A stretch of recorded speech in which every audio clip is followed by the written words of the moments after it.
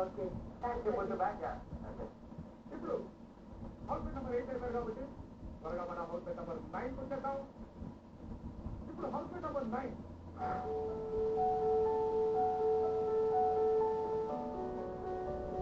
నేను ఎలాంటి మనిషితో నాకు కూడా తెలియదు, కానీ ఎలా ఉండాలనుకుంటున్నానో అయితే చెప్తున్నాను. చిత్తూరు జిల్లా ఎల్లమంద అనే ఒక చిన్న గ్రామం నుంచి వచ్చాను.